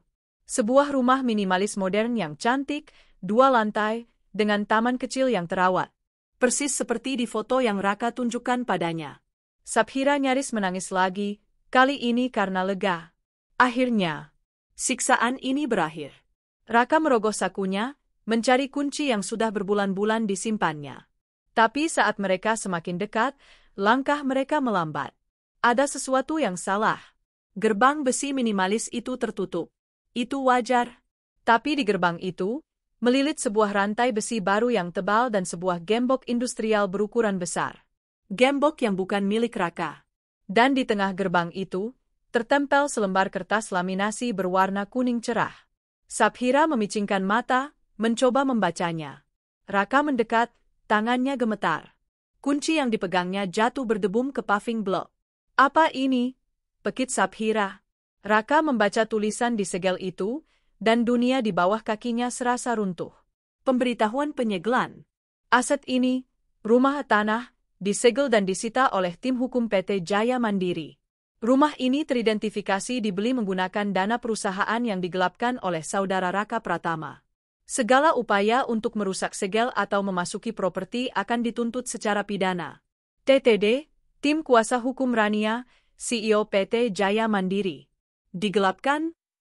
Suara Sabhira bergetar hebat. Dia menoleh ke Raka, matanya membelalak ngeri. Kamu bilang ini dari bonus kamu. Kamu bilang ini hadiah buat aku dan anak kita. Kamu bohong sama aku. Raka tidak menjawab. Dia mencengkeram jeruji gerbang, mengguncangnya dengan sia-sia. Rantai itu bergemerincing mengejeknya. Sialan kau, Rania, teriaknya putus asa. Sabhira meraung. Bukan lagi tangisan pelan. Dia menjerit histeris, membuat bayinya ikut menjerit ketakutan. Terus kita mau kemana, Mas? Bob, kita mau kemana? Teriakan mereka menarik perhatian. Seorang satpam kompleks berlari menghampiri. Di belakangnya, beberapa tetangga mulai keluar dari rumah mereka, menonton drama itu dari teras. Maaf, Pak, Bu, ada apa ini? Tanya satpam itu, melihat segel di gerbang. Ini rumah saya. Buka gerbang ini, bentak Raka, kehilangan akal sehatnya. Tidak bisa, Pak, kata satpam itu tegas, kini melihat segel itu. Tadi siang tim pengacara sudah ke sini. Mereka menunjukkan surat-surat resmi. Rumah ini dalam sengketa, milik perusahaan Bapak. Bapak tidak diizinkan masuk. Tapi saya istrinya, jerit Saphira. Saya baru melahirkan. Anak saya butuh tempat tinggal. Satpam itu menatap Saphira, lalu ke Raka, lalu ke bayi merah yang menangis. Wajahnya menunjukkan iba, tapi dia menggeleng. Maaf, Bu. Saya cuma menjalankan tugas. Bapak dan Ibu tidak bisa di sini. Ini mengganggu ketertiban. Malu, putus asa, dan kini diusir. Raka terduduk di trotoar di depan rumah impiannya yang terkunci. Dia telah kehilangan segalanya. Rumah sakit, mobil, dan sekarang rumah. Mereka benar-benar gelandangan. Saphira menangis terseduh-seduh di sampingnya. Aku benci kamu, Mas. Aku benci kamu. Matahari mulai terbenam. Udara menjadi dingin. Bayi itu tidak berhenti menangis. Kita harus hubungi dia, bisik Raka, nyaris tak terdengar. Hubungi siapa? Rania? Pakai apa?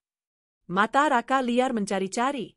Dia melihat seorang ibu, salah satu tetangga yang menonton, berdiri di teras rumahnya, memegang ponsel.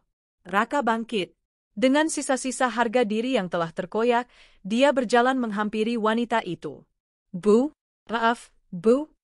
Raka menelan ludah. Tolong, saya pinjam ponsel ibu sebentar. Cuma satu panggilan. Darurat. Istri saya, bayi saya. Wanita itu menatap Raka dengan curiga, lalu ke Saphira yang menyedihkan. Dengan ragu, dia mengulurkan ponselnya. Tangan Raka gemetar hebat saat mengetik nomor yang paling dihafalnya. Nomor Rania. Dia menempelkan ponsel itu ke telinganya. 1 nada sambung. 2 nada sambung. Lalu klik. Nomor yang Anda tuju telah memblokir panggilan dari nomor ini. Raka tertegun. Itu bukan kotak suara. Itu pesan otomatis? Dia tidak mengerti. Dia mencoba lagi. Klik. Nomor yang Anda tuju telah memblokir panggilan dari nomor ini. Rania tidak hanya memblokir nomor mereka. Dia tampaknya memblokir semua nomor tak dikenal. Raka mencoba nomor kantor. Nomor rumah. Semua masuk ke mesin penjawab. Dia mengembalikan ponsel itu kepada si ibu dengan tangan lunglai. Terima kasih, bisiknya. Dia kembali ke Saphira yang menatapnya dengan penuh harap. Raka hanya menggeleng pelan. Dia blokir kita. Kenyataan itu menghantam mereka berdua. Mereka benar-benar terputus. Tidak ada uang. Tidak ada tempat tinggal. Tidak ada yang bisa dihubungi. Saphira menatap Raka dengan mata yang kini kosong dari air mata, tapi penuh dengan kebencian yang murni. Terus gimana, Mas? Kita mau mati di jalan ini. Raka menatap ke arah jalan raya, lalu ke rumahnya yang terkunci. Hanya ada satu tempat tersisa. Satu-satunya tempat di mana Rania pasti ada.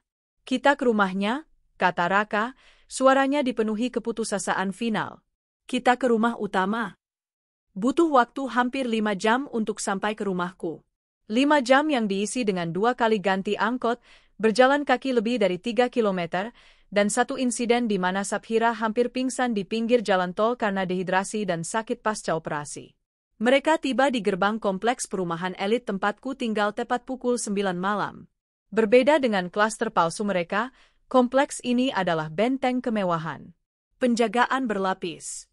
Raka, dengan penampilannya yang kacau, kemeja lecek berbau keringat, rambut acak-acakan, langsung dihentikan di pos satpam. Mau ketemu siapa, Pak? Tanya satpam itu, tatapannya penuh selidik. Saya Raka Pratama. Saya tinggal di sini. Rumah Ibu Rania, kata Raka, suaranya parau.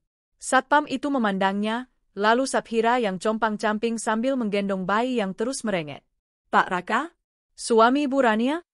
Satpam itu jelas bingung. Dia mengenal Pak Raka yang wangi, yang selalu mengendarai sedan mewah. Bukan pria putus asa di depannya. Telepon ke dalam. Bilang Raka datang, desak Raka. Satpam itu, dengan ragu, mengangkat interkom. Malam, Bu.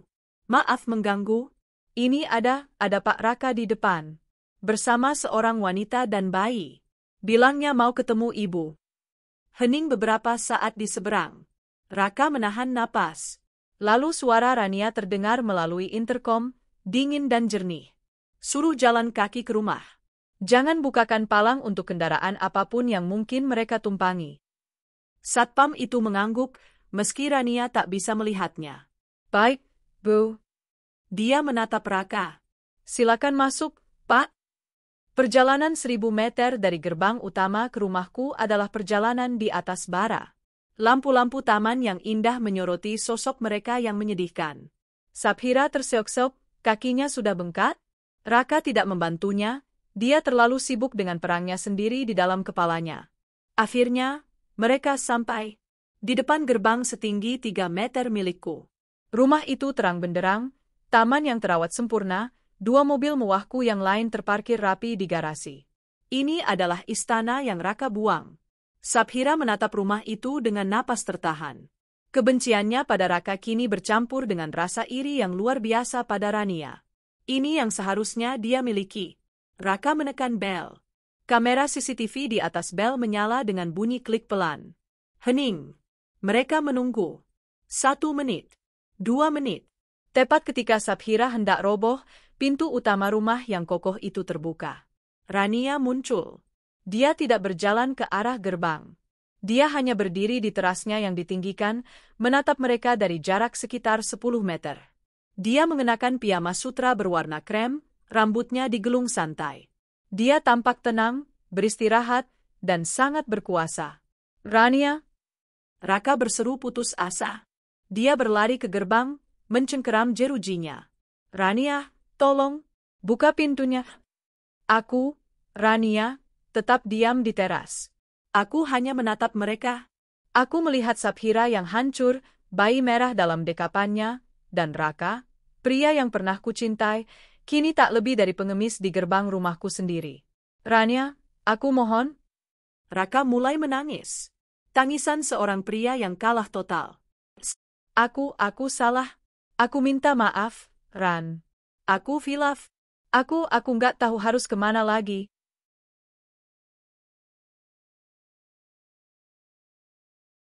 Sabhira, melihat ini adalah satu-satunya kesempatan, ikut terseret ke gerbang. Dia tidak berani menatapku, dia hanya berlutut di paving blok yang dingin. Buran. Isaknya, suaranya nyaris tak terdengar. Saya minta ampun, Bu. Tolong kasihanilah anak saya. Dia nggak salah, Bu. Dia kedinginan, dia belum minum susu. Raka ikut berlutut di sampingnya. 2 manusia itu kini bersimpuh di depan gerbangku. Aku tahu aku salah besar, lanjut Raka, suaranya histeris. Aku ngaku. Aku ambil uang perusahaan, aku bohongin kamu. Aku ngaku. Tapi tolong, Ran, jangan hukum kami kayak gini. Aku tetap diam. Aku membiarkan mereka mengeluarkan semua keputusasaan mereka.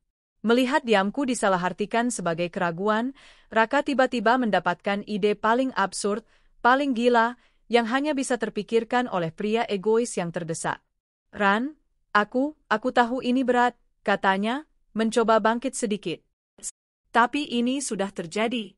Sabhira dia juga istriku. Dan ini anakku. Darah dagingku. Aku menyipitkan mata. Beraninya dia. Aku mohon, Ran, terima kami, lanjutnya. Izinkan Sabhira jadi istri keduaku.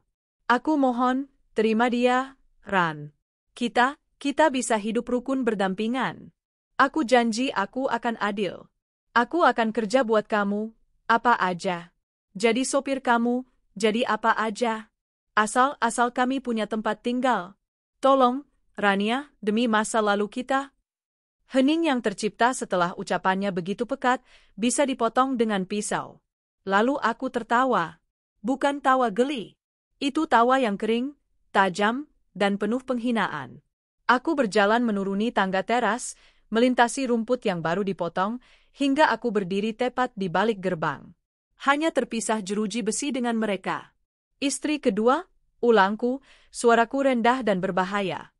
Hidup rukun, berdampingan, di rumah yang aku bangun dengan keringatku, Setelah kamu mencuri uangku untuk membelikan rumah untuk pelakor ini. Wajah Raka pucat pasi. Dengar, Raka, dasisku. Sudah cukup. Bertahun-tahun aku diam saat kamu bohong. Bertahun-tahun aku maklum saat kamu curi-curi waktu. Aku pikir kamu akan sadar. Tapi kamu malah mengambil asistenku, menghamilinya, dan membangun keluarga baru pakai uangku. Dan puncaknya, suaraku bergetar karena marah, kamu berani mengirimkan tagihan persalinan anak haramu ke rekening perusahaanku. Ran, aku? Diam, bentakku. Sabhira terlonjak kaget, bayinya kembali menangis. Kamu pikir aku bodoh? Kamu pikir aku akan membiayai kebahagiaan kalian di atas penderitaanku? Enak saja. Aku menatap Sabhira yang gemetar di tanah. Dan kamu, kataku padanya, kamu mengkhianati perempuan yang memberimu pekerjaan. Kamu merebut suami dari seorang ibu. Kamu pikir ini akhir yang bahagia? Ini adalah karma. Bu, ampun, Bu. Aku tidak butuh maaf kalian, kataku dingin. Aku mengeluarkan ponselku. Aku sudah cukup berbaik hati tidak melaporkan kalian ke polisi atas tuduhan penggelapan dan pencurian. Mata Raka membelalak ngeri. Polisi? Rania, jangan. Itu anakku. Bima? Jangan sebut nama anakku dengan mulut kotormu, teriakku. Kamu sudah kehilangan hak itu. Aku menekan speed dial. Halo, Pos Satpam? Tolong kirim 2 petugas ke rumah saya sekarang. Ada 2 gelandangan di depan gerbang yang menolak pergi. Seret mereka keluar dari kompleks. Sekarang. Ran, jangan. Ran, oh. Raka menggedor-gedor gerbang dengan panik. Sabhira hanya bisa menangis pasrah di tanah. Aku berbalik, hendak masuk. Tapi sesuatu menghentikanku. Tangisan bayi itu. Tangisan yang kencang dan putus asa. Aku berhenti. Aku bukan monster. Tapi aku juga bukan orang bodoh. Aku berjalan kembali ke gerbang. Raka dan Sabhira menatapku penuh harap. Aku merogoh saku piyamaku, mengeluarkan dompet kecil. Aku mengambil semua uang tunai di dalamnya, mungkin sekitar 1 atau 2 juta rupiah. Aku tidak menghitungnya. Aku melemparkan uang itu melalui jeruji gerbang. Uang kertas merah itu beterbangan, mendarat di tanah yang kotor di dekat kaki mereka yang berlutut. Ambil, kataku, suaraku tanpa emosi. Itu bukan untuk kalian. Itu untuk bayi yang tidak berdosa itu. Beli dia susu. Cari kos-kosan kecil yang paling murah. Itu belas kasihan terakhir dariku. Raka menatap uang itu, lalu menatapku. Harga dirinya hancur berkeping-keping. Dia dan Sabhira merangkak memunguti uang itu dari tanah. Sekarang pergi, lanjutku. Dan dengar baik-baik. Kalau aku melihat wajah kalian lagi di dekat rumah ini, atau di dekat kantorku, atau di dekat sekolah anakku, aku tidak akan ragu memenjarakan kalian berdua. Mengerti? 2 satpam kompleks berlari tergopoh-gopoh. Ada apa, Bu Rania? Mereka, tunjukku pada 2 sosok menyedihkan di luar. Keluarkan mereka dari sini. Pastikan mereka naik angkutan umum dan pergi. Rania? Bisik Raka, tapi satpam sudah menarik lengannya. Ayo, Pak, Bu, jangan buat keributan di sini. Mereka diseret menjauh. Menangis, tersandung, dan kalah. Raka menoleh ke belakang sekali lagi, menatapku. Aku hanya berdiri di sana, tak bergerak, seperti patung es. Aku melihat mereka digiring menjauh, menghilang di tikungan jalan. Aku akhirnya berbalik, masuk ke dalam rumahku yang hangat dan aman. Aku mengunci pintu. Aku bersandar di pintu kayu yang kokoh itu, memejamkan mata. Ini sudah berakhir. Benar-benar berakhir. Aku bersandar di pintu kayu jati yang kokoh itu. Di luar, aku masih bisa mendengar suara Raka yang memohon, lalu teriakan tertahan saat satpam menyeretnya. Aku bisa mendengar suara Sabhira yang menangis pilu. Dan di atas segalanya, aku mendengar tangisan bayi mereka yang semakin menjauh. Lalu, hening. Suara jangkrik di tamanku terdengar lebih keras dari biasanya. Suara detak jam kakek di ruang keluarga terasa memekakkan telinga. Aku tidak merasa menang. Aku tidak merasa gembira. Yang kurasakan adalah kehampaan yang luar biasa. Adrenalin yang memompaku selama berhari-hari, sejak email tagihan itu datang, kini surut, meninggalkan aku lelah sampai ke tulang. Pertarungan telah usai. Musuh telah dikalahkan. Tapi perang ini telah merenggut 10 tahun hidupku. Perlahan, aku melangkah menjauh dari pintu. Rumah ini terasa begitu besar, begitu kosong. Aku berjalan menaiki tangga marmer, langkah kakiku tidak bersuara di atas karpet tebal. Aku membuka pintu kamar Bima. Putraku tertidur lelap, memeluk boneka dinosaurusnya, bibirnya sedikit terbuka. Napasnya teratur. Dia aman. Inilah satu-satunya yang penting. Aku mendekat, menyelimutinya, dan mengecup keningnya yang hangat. Bunda di sini, bisikku. Semuanya akan baik-baik saja. Aku pergi ke kamarku. Kamar tidur utama yang dulu kusinggahi bersamanya.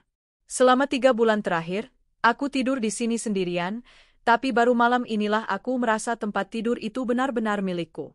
Bau kolonnya yang samar-samar masih tertinggal di lemari pakaian kini terasa memuakkan. Aku tidak menangis. Air mataku sudah kering. Malam itu, untuk pertama kalinya setelah berbulan-bulan, aku tidur. Bukan pingsan karena lelah, tapi tidur nyenyak. Tidur seorang wanita yang telah memotong kanker dari hidupnya. Di sudut lain kota itu, di bawah lampu jalan yang redup, sebuah taksi tua berhenti di depan deretan kamar kos bulanan yang kotor dan berdempetan. Sudah sampai, Pak, kata sopir taksi. Raka, dengan sisa uang kertas lecek yang kulempar, membayar ongkos. Sabhira turun dari taksi, tubuhnya gemetar menahan sakit dan dingin, sambil menggendong bayinya yang tertidur karena kelelahan menangis. Ini tempatnya, bisik Sabhira ngeri, melihat lorong yang gelap dan berbau pesing. Hanya ini yang kita mampu, jawab Raka, suaranya mati. Hanya untuk malam ini. Besok-besok kita pikirkan lagi. Mereka masuk ke kamar sempit berukuran 3 kali 3 meter. Hanya ada kasur busa tipis di lantai, kipas angin berdebu di sudut, dan kamar mandi jongkok yang berkerak. Sabhira meletakkan bayinya di kasur. Dia menatap Raka dengan mata yang dipenuhi kebencian murni. Tidak ada lagi cinta, tidak ada lagi kekaguman. Yang ada hanya penyesalan. Kamu menghancurkan hidupku, desisnya. Raka tidak menjawab. Dia hanya duduk di lantai, bersandar di dinding yang lembab, menatap kosong ke pintu yang tertutup. Bagi mereka, neraka baru saja dimulai. 6 bulan kemudian. Sinar matahari pagi menembus jendela kaca raksasa di ruang rapat PT Jaya Mandiri. Ruangan itu penuh. Aku berdiri di ujung meja, memegang spidol, di depan layar presentasi yang menunjukkan grafik penjualan yang meroket. Proyeksi kuartal ini luar biasa, Tim, kataku, dan kali ini, senyumku tulus dan sampai ke mata. Saya ingin kita naikkan target akuisisi klien sebesar 20%. Dinda, tolong siapkan datanya. Pak Budi, saya mau proposal anggaran baru di meja saya lusa. Siap, Bu Rania. Jawab mereka serempak. Atmosfer di kantor telah berubah. Tidak ada lagi politik bayangan atau ketakutan. Yang ada hanya energi dan rasa hormat. Aku telah merombak manajemen, membuang semua kroni Raka, dan mempromosikan orang-orang berdasarkan kompetensi. Perusahaan tidak hanya bertahan, perusahaan ini berkembang pesat. Aku mengakhiri rapat dan kembali ke ruanganku. Ruangan yang sama tempatku menerima email tagihan itu. Tapi kini rasanya berbeda. Ruangan ini adalah singgasanaku. Ibu, Dinda masuk, membawakan tablet. Jadwal ibu sore ini wawancara dengan majalah bisnis, lalu jemput Bima. Batalkan wawancaranya, kataku sambil tersenyum. Jadwal ulang saja. Bilang saya ada rapat mendadak yang tidak bisa ditinggal. Rapat apa, Bu? Rapat membangun istana pasir di taman, jawabku. Dinda tertawa kecil dan mengangguk. Sore itu, aku pulang lebih awal. Aku mengemudi sendiri, menyalakan musik, dan ikut bernyanyi. Tidak ada lagi kecemasan. Tidak ada lagi perasaan dibohongi. Saat aku tiba di rumah, Bima berlari menyambutku di halaman. Bunda! Bunda! Aku melempar tasku, melepas sepatuku, dan berlari di atas rumput mengejarnya. Tawa kami menggema di taman yang dulu menjadi saksi bisu penghinaan terakhir itu. Kami bermain sampai matahari terbenam. Malamnya, Setelah Bima tertidur, aku duduk di balkon kamarku. Aku menyesap teh kamomil hangat, menatap lampu-lampu kota yang berkelip di kejauhan. Ponselku bergetar. Sebuah pesan dari Pak Hadi. Subjek, info. Isi, sekadar info, Bu. Saya dengar dari informan, Raka P. sekarang bekerja sebagai kurir antar barang di luar kota. Sabhira A. kabarnya kembali ke kampungnya, membuka warung kecil dengan sisa uang orang tuanya. Mereka sudah tidak bersama. Aku membaca pesan itu. Tidak ada kepuasan. Tidak ada kemarahan. Mereka telah menerima karma mereka, berjalan di jalan yang mereka pilih sendiri. Mereka kini hanyalah catatan kaki yang tidak penting dalam buku hidupku. Aku meletakkan ponselku. Aku tidak lagi memikirkan masa lalu. Aku tidak lagi khawatir tentang pengkhianatan. Hidupku kini utuh. Aku punya putraku. Aku punya perusahaanku. Dan yang terpenting, aku punya diriku kembali. Aku menarik napas dalam-dalam, merasakan udara malam yang sejuk. Aku bebas. 5 tahun kemudian, angin laut Mediterania terasa hangat di wajahku. Aku berdiri di balkon sebuah villa pribadi di Santorini, Yunani, memegang segelas anggur putih. Di bawahku, lautan biru safir terbentang tanpa batas, berkilauan di bawah matahari sore. Ini adalah hari ketiga dari liburan musim panas kami yang berlangsung selama sebulan. Bunda, lihat, aku dapat foto sunsetnya. Bima, yang kini berusia 12 tahun, berlari ke arahku. Dia tidak lagi anak kecil yang bermain dinosaurus. Dia remaja laki-laki yang cerdas, tinggi, dan matanya memancarkan kepercayaan diri yang sama dengan mataku. Di lehernya tergantung kamera profesional, hadiah ulang tahunnya. Aku tersenyum dan memeluknya. Keren banget, sayang. Nanti kita cetak besar, ya. Bun, katanya, bersandar di pagar balkon di sampingku, menatap cakrawala. Tadi aku lihat ada keluarga, ayahnya lagi ngajarin anaknya berenang. Lucu. Aku tahu kemana arah pembicaraan ini. Kami sudah melewatinya beberapa kali seiring dia bertambah besar. Iya, lucu, jawabku lembut. Dia terdiam sejenak. Apa? Ayah masih jadi kurir? Pertanyaan itu tidak lagi menusukku. Itu hanyalah sebuah pertanyaan fakta. Bunda nggak tahu, sayang, jawabku jujur. Dan Bunda nggak peduli. Bima mengangguk. Dia mengerti. 5 tahun adalah waktu yang lama. PT Jaya Mandiri kini telah berganti nama menjadi Rania Group, sebuah perusahaan induk yang merambah ke properti dan investasi digital. Kami memiliki kantor cabang di Singapura dan Kuala Lumpur. Aku tidak lagi memimpin rapat operasional harian. Aku duduk sebagai chairwoman, fokus pada strategi besar dan filantropi.